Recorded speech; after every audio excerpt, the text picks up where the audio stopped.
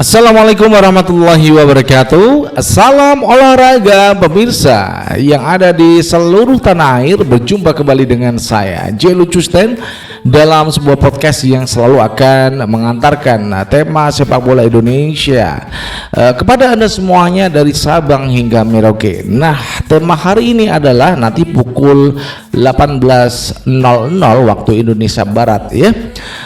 Di SEA Games kita akan menghadapi Filipina.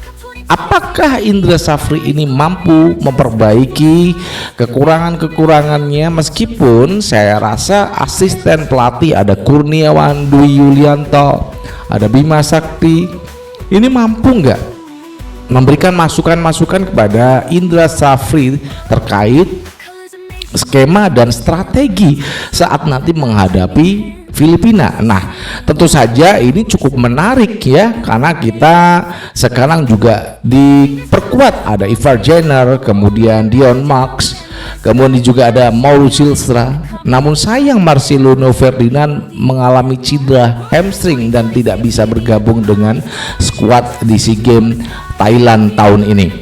Nah, sebelum kita lanjutkan, berikan like dan subscribe untuk mendukung kita menuju 100.000 subscribers. Tentu saja dengan Anda melakukan like dan subscribe, Anda akan selalu terhubung dengan konten-konten kita.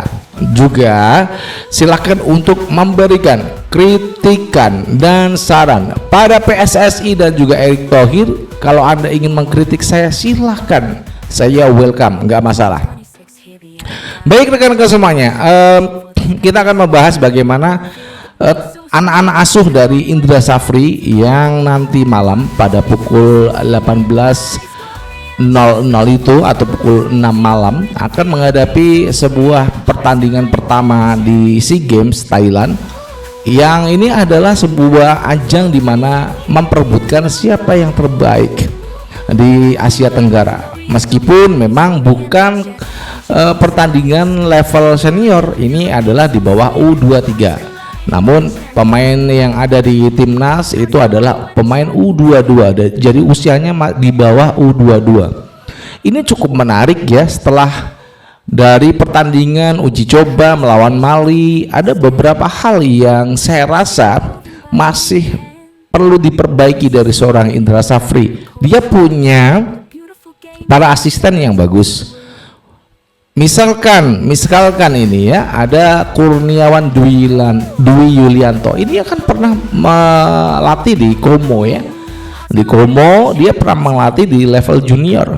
Nah, juga ada Bima Sakti. Apakah dua orang ini juga mampu memberikan masukan-masukan, skema-skema permainan yang baik, tidak monoton. Jadi saya itu melihat Indra Safri masih cenderung dari SEA Games beberapa tahun yang lalu ya, sampai jelang SEA Games masih selalu mengandalkan pemain-pemainnya itu untuk soloran. Contoh di wing kanan, wing kiri, ataupun pemain sayap kanan, pemain sayap kiri selalu dituntut untuk bisa soloran.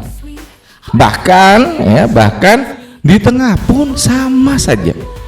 Ini yang saya melihatnya, apakah Indra Safri ini tidak paham dengan sepak bola modern, dengan bisa lebih mengedepankan sebuah teknik kerjasama, manajemen sebuah sepak bola 11 orang ya, menggunakan sebuah kerjasama yang antar lini, di mana kalau saya melihat ya lebih condong pada individual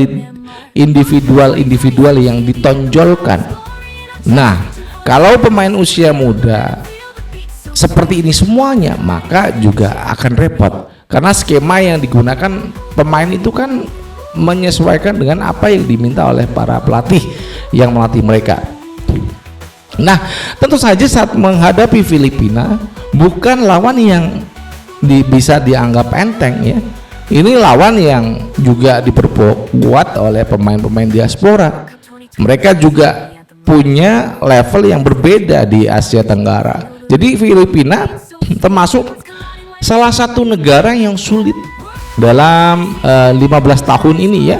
Sebelumnya sih ya selalu dibantai lah sama Indonesia. Namun sejak ada perekrutan diaspora diaspora baru itu yang menyebabkan perbaikan di sisi permainan yang ada di Filipina. Nah, kemudian juga apakah Indonesia ini menganggap Filipina sebagai lawan yang perlu diperhatikan, lawan yang tangguh? Ya harus, karena meskipun ya Indonesia di level senior kita bisa tembus sampai round 4, namun di junior ini masih perlu membuktikan diri ya, karena mereka ini apakah setelah dari U22 ini bisa naik gas di senior, kita juga nggak tahu, tergantung bagaimana pemain-pemain itu bisa berkembang. Dan ya di klubnya masing-masing dia punya kemampuan yang cukup bagus,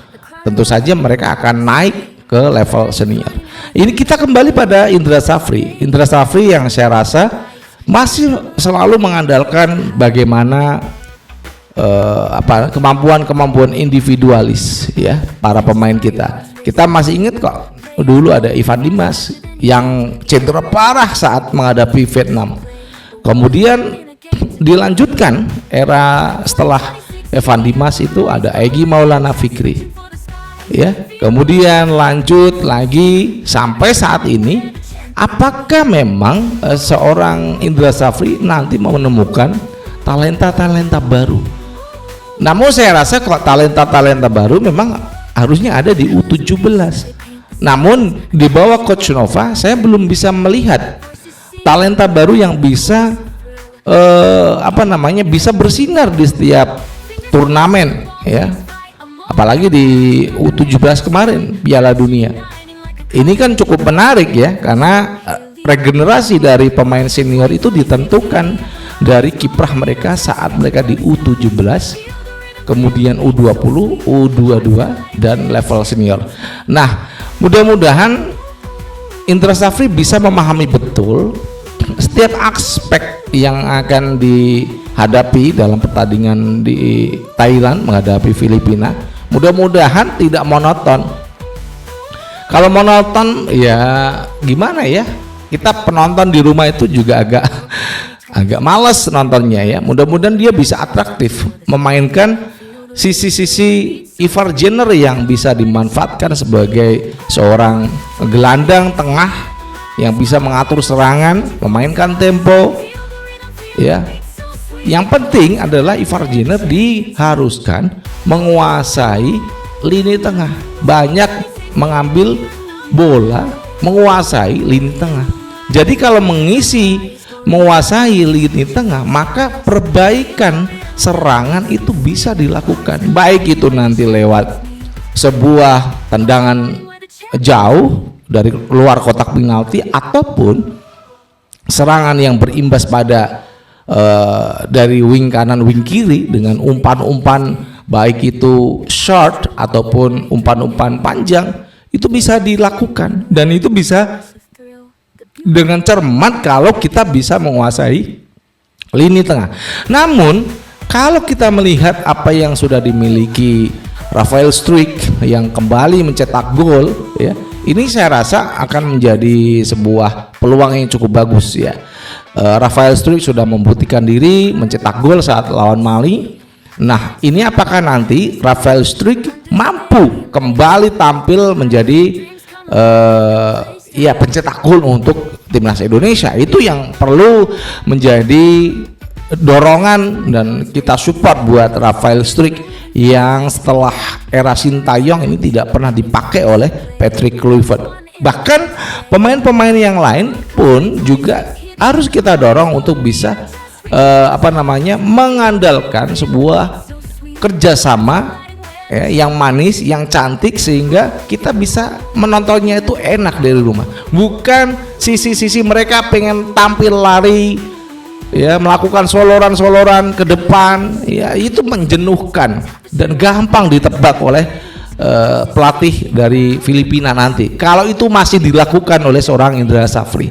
Ya mudah-mudahan Indra Safri mau berubah ya, tidak meminta pemain-pemainnya untuk sekali lagi soloran, membuktikan dia punya kemampuan individu yang bagus ya. Mudah-mudahan timnas U22 bisa beruntung. Dari Jakarta, saya Jelu Custen mengucapkan wassalamualaikum warahmatullahi wabarakatuh. Salam olahraga, encau.